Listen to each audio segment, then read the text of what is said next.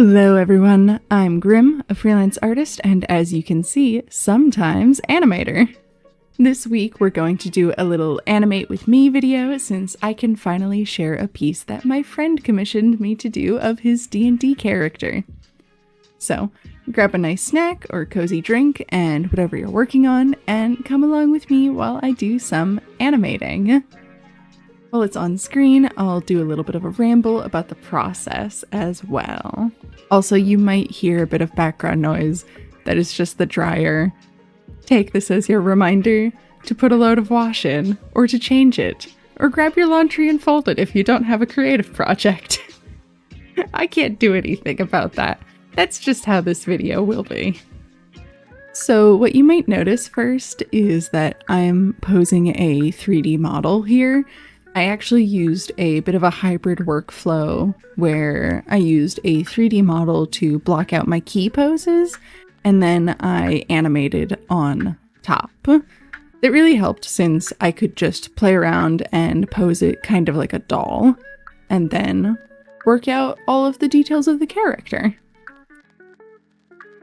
Because this character wears a lot of layers, I had to animate from the base of the body out to make sure I built everything up correctly. That's why you see me start with the face and the eyes, and then the waistband. And then I went in and sketched the neck of the shirt and the cape. And then once that's in, then I jumped over to the hair. The first pass that I'm doing is really rough and it's meant to plan out my animation. This is really the hard step where all the thinking happens and I focus on just getting the motion that I want to convey rather than making the prettiest drawing. I also blocked in the plants as blobs initially so that I could just focus on getting their shapes right. I tend to think of animating in very abstract, methodical ways, where I only think about the literal abstract shapes to be what I want, rather than them looking exactly like what they're supposed to be. I think a lot of where I find animation really pretty is just creating motion that is appealing and utterly enchanting to stare at. So I just focus on that rather than perfect representation of real life. You'll see at this point I've moved on to the cleanup phase, which is a lot of boring steps and honestly the biggest one. Thankfully, Clip Studio has vector layers, which means I can copy my lines between frames and tweak them a lot to preserve my line weight and relative shapes without losing quality. It just saves me a lot of redrawing when something just moves or rotates to be able to grab it and do that to it.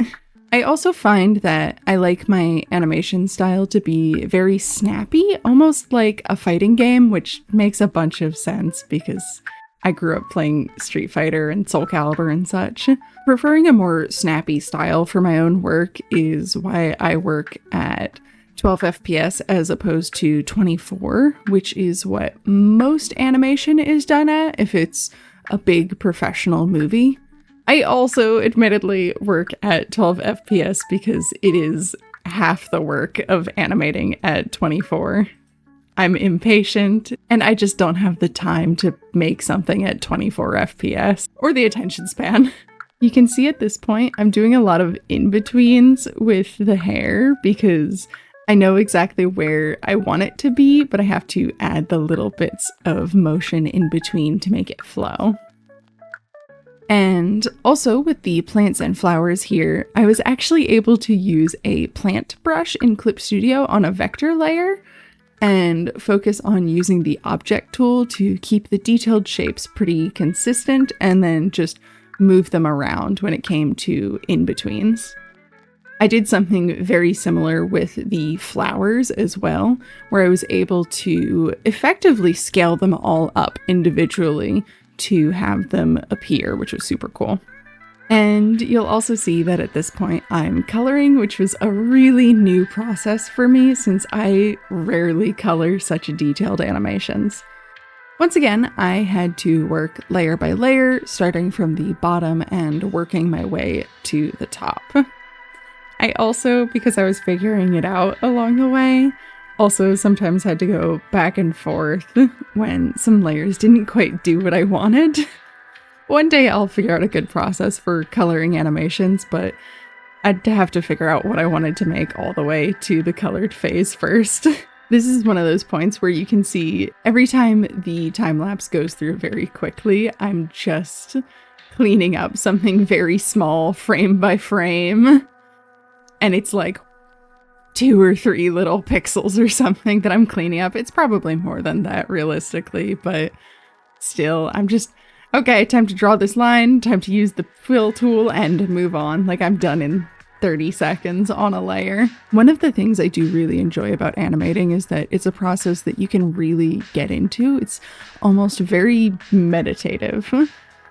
You can just put on something to listen to or hop in a chat with friends and just go when you get to phases like coloring. Sometimes though that is risky because I have had times where I entirely rigged something wrong because I did it while I was streaming and I wasn't paying enough attention and I had to redo the entire thing.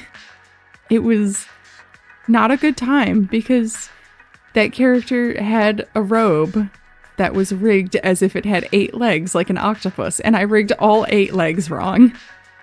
That was bad. I didn't like that. I think at this point I was just masking things off, but now you'll see I'm adding the patterns to this character's cloak. It's one of the last steps because I'm the one who designed this outfit for this character. I actually had the brush I used for it and was able to basically just manipulate that pattern into place and then focus on coloring it. I also did that with the pocket and I just drew it and flattened it out and then I warped it into place for each frame. When it came time to shade, I just kept things really simple and I focused on the most important things that would convey the form of the character because trying to fully render would be so stressful in 2D and it would take so incredibly long. I'm so impressed by people who beautifully render full 2D animations. I want to try it one day.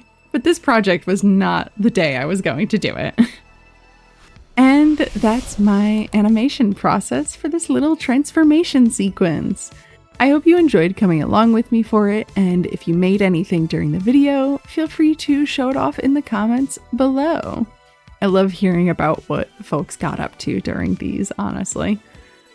And if you are perhaps wanting more of a creative community to do art alongside, there's a link to my Discord server in the description and on screen. We even have a Focus Lounge voice channel, which is exactly what it says on the tin if you want to work alongside people but don't want to chat or just want to watch others work. But if you did enjoy the video, don't forget to like and subscribe so that I can appease the almighty algorithm gods with this week's sacrifice. And in the meantime, I will see you in the next video. Bye-bye!